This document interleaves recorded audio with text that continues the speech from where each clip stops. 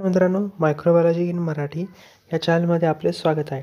तर या व्हिडिओमध्ये आपण लीड कंपाऊंड म्हणजे काय ते पाहूयात.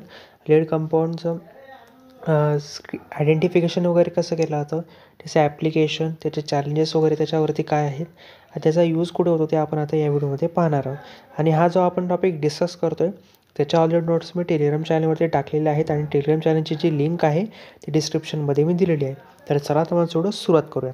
सर्वात प्रथम हे जे काही लीड कंपाऊंड आहे, एक मॉलिक्यूल असतं जे की ड्रग डिस्कवरीच्या अर्ली स्टेजमध्ये आपण आयडेंटिफाय करतो, जेणेकरून ॲज अ बायोलॉजिकल टार्गेट असतं, ते असोशिएट असतं डिसीजच्या अगेन्स्ट.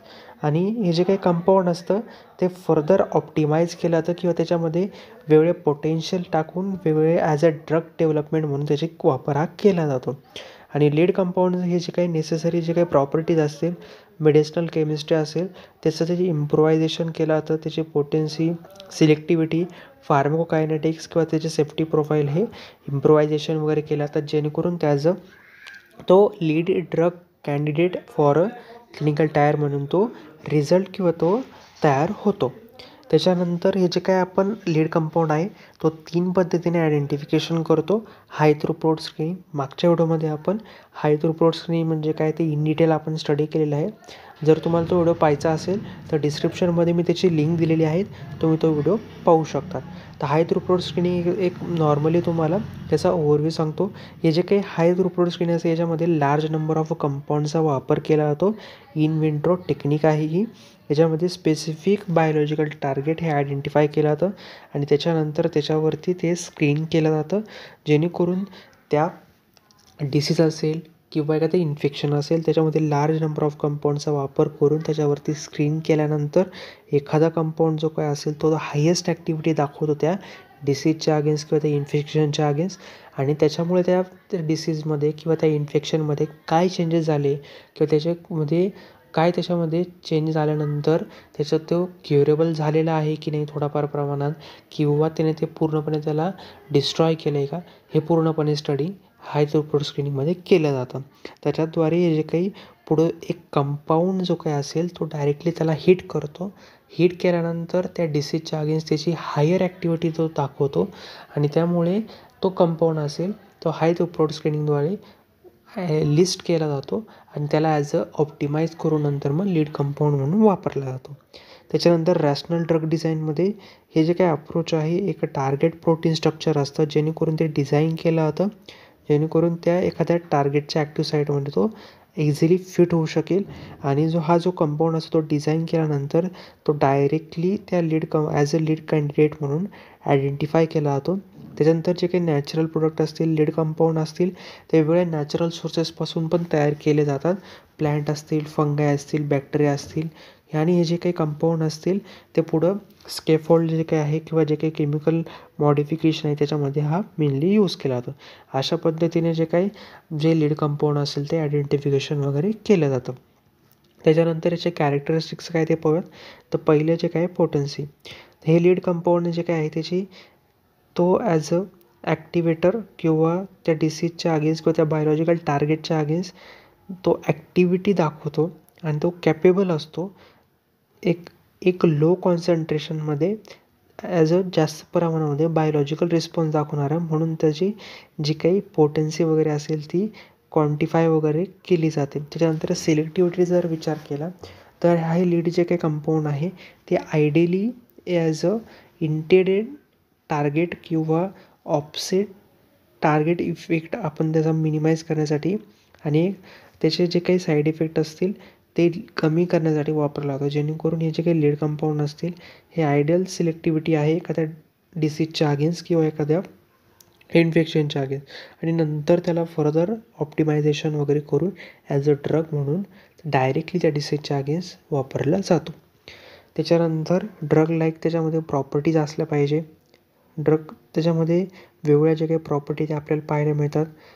ओरल जे काय बायो अवेलेबिलिटी आहे, तसंच रिजनेबल सोलेबिलिटी आहे, फेवरेबल जे काही फार्मोकायनेटिक्स आपल्याला पाहायला मिळतात, जेणेकरून तो इफेक्टिव्ह बनतो इन विवो टेक्निकमध्ये. तसंच जर आपण पाहिलं लिपोफिलिसिटी जी काही ती मॉडरेट लेवल असली पाहिजे त्याची, आणि जेणेकरून जे काही मेम्ब्रेन पेनिट्रेशन जे काही असेल तो ते करू शकेल, फॅसिलेट करू शकेल, जेणेकरून जर त्याची जी काही सोलॅबिलिटी असेल ती पोअर असेल किंवा एक्सेसिव्ह जे काही लिपोसिटी झाली असेल तर त्याच्यामुळे जी काही त्याची सोलॅबिलिटी ती पोअर होते आणि टॉक्झिसिटीसुद्धा त्याची कमी झाली आपल्याला पाहायला मिळते. मेटाबॉलिक स्टॅबिलिटी जर पाहिलं, हे जे काही कंपाऊंड असेल रॅपिडली डिग्रेड न झालं पाहिजे, जेणेकरून जे एक आपल्या बॉडीमध्ये जे काही मेटाबॉलिक एन्झाईम असतात किंवा काही जे काही कंपाऊंड असतात ते त्याच्यावरती डायरेक्टली अफेक्ट न केले पाहिजे. आणि त्याच्यावरती जर इफेक्ट झाला त्या कंपाऊंडवरती किंवा त्या ड्रगवरती जर इफेक्ट झाला आपल्या मेटाबॉलिक एन्झाईममुळे, तर त्याच्यामधली जी काही ॲक्टिव्हिटी आहे ती कमी झाली, त्याच्यामुळे त्याची जी लाईफस्पॅन असते आपल्या बॉडीमध्ये ती सुद्धा कमी होते. त्याच्यावरती इफेक्ट आपल्याला पाहायला मिळतो. असे वेगवेगळे जे काही कॅरेक्टरिस्टिक्स ड्रग लाईक प्रॉपर्टी त्याच्यामध्ये पाहिजे, जेणेकरून तो त्या जे काही सगळ्या कंडिशनला टिकू शकेल. त्याच्यानंतर ड्रग कॅन्डिडेट म्हणून तो इन विट्रो टेस्टिंगमध्ये आपण वापरू शकतो. हा डायरेक्टली काय आपण जे काही इन विट्रो जे काही असेल वेगवेगळे एसेस वगैरे असतील, बाइंडिंग असेल, मेकॅनिझम ऑफ ॲक्शन असेल, ॲफिनिटी असेल, इफिशियन्सी असेल, त्याचे आपण पाहिले पाहिजे. इन विवो टेस्टिंगमध्ये जर पाहिलं, जे काही इन विट्रो प्रॉपर्टीज असतील ॲनिमल मॉडेलवरती पाहिलं पाहिजे. बायोलॉजिकल इफेक्ट त्याचे कसे आहे, कॉम्प्लेक्स सिस्टीमवरती त्याचा इफेक्ट कसा आहे आणि त्याचे फार्माकोडायनॅमिक, टॉक्झिकोलॉजी आणि जे काही फार्माकोकायनेटिक नीट असले पाहिजे. की प्री क्लिनिकल जे काही डेव्हलपमेंट असतं त्याच्यामध्ये जे काही लीड कंपाऊंड असेल तो ऑप्टिमाइज केला जातो. प्री क्लिनिकल टेस्टिंगमध्ये त्याचे सेफ्टी स्टडीज वगैरे असतील किंवा त्याचं इफिशियन्सी वगैरे असेल, ॲनिमल मॉडेलमध्ये ते इव्हॅल्युएशन वगैरे केलं जातं आणि नंतर जे काही ॲज अ सक्सेसफुल कंपाऊंड म्हणून तो क्लिनिकल ट्रायल्समध्ये पुढे जाऊन एंटर करतो. तर सर्वात प्रथम जे काही इन विट्रो टेस्टिंग आहे त्याच्यामध्ये त्याची इफिशियन्सी, त्याची जे काही ॲक्टिव्हिटी असेल, मेकॅनिझम ऑफ ॲक्शन आहे ते जे काही टेस्ट केलं जातं. त्याच्यानंतर इन विट्रोमध्ये केलं जातं. इन विवोमध्ये त्याचे जे काही डिझायरेबल जे काही प्रॉपर्टीज असतील, त्याचं बायोलॉजिकल इफेक्ट काय होतो आहे त्या कॉम्प्लेक्स सिस्टीमवरती ते पाहिलं जातं. प्री क्लिनिकल डेव्हलपमेंटमध्ये त्याचे जे काही स्टडी वगैरे असेल, त्याच्या सेफ्टी वगैरे आहे की नाही किंवा त्याचं काही ॲनिमल मॉडेलवरती तो करण्याजोगा आहे की नाही ते आधी चेक करून नंतर मग ॲज अ क्लिनिकल ट्रायलमध्ये तो एंटर होतो. नंतर तो ॲज अ ड्रग म्हणून त्याच्यामध्ये आपण चेंजेस वगैरे करून क्लिनिकल ट्रायल जे काही असेल त्याला आपण पाठवतो.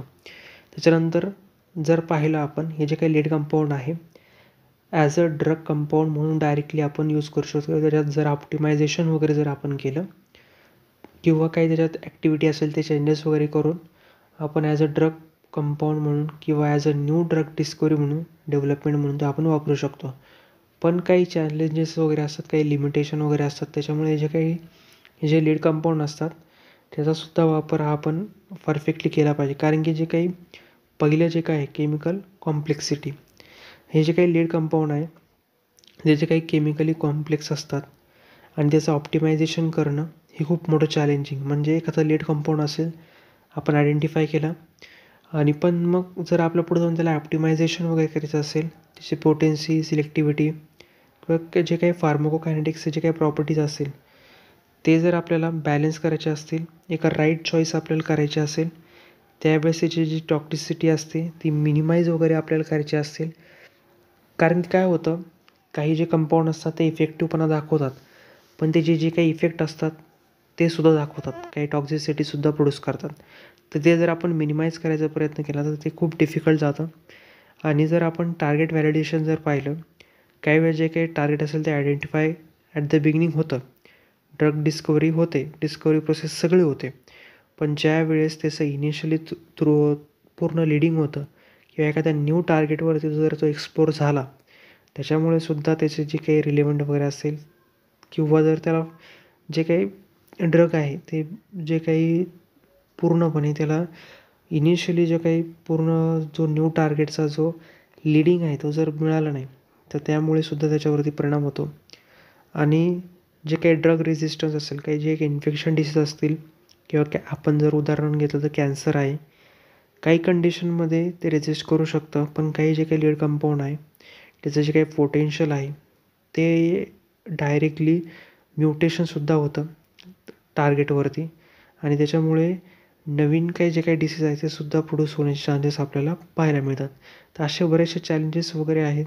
जर आपण नवीन जे काही मेंटेन ट्रेनी पर्सन जर वापरले नाही किंवा जे काही सेफ्टी वगैरे असेल ती आपण नीट हँडल केली नाही किंवा जर प्री क्लिनिकल ट्रायल्समध्ये किंवा क्लिनिकल ट्रायल्समध्ये जो पूर्ण डाटा असेल तो नीट स्टडी केला नाही आणि डायरेक्टली आपण हे जे काही जे कंपाऊंड असेल किंवा जे काही ड्रग आहे ते डायरेक्टली मार्केटमध्ये लॉन्च केलं तर त्याच्यामुळे सुद्धा मोठ्या प्रमाणात परिणाम हा पुढे जाऊन त्या पर्सनवरती असेल किंवा त्या पेशंटवरती होऊ शकतो किंवा पुढे जाऊन त्यांना इफेक्टसुद्धा त्याचा जाणवू शकतो. तर या व्हिडिओमध्ये आपण फार्मास्युटिकल इंडस्ट्रीमध्ये जे काही लीड कंपाऊंड ही जी काही टर्म असते ती डिस्कस केली. जर तुम्हाला माझा व्हिडिओ इम्प्रोव्ह वाटला असेल नक्की व्हिडिओला लाईक करा आणि चॅनल सबस्क्राईब करायला विसरू नका. चला भेटूया पुढच्या व्हिडिओमध्ये.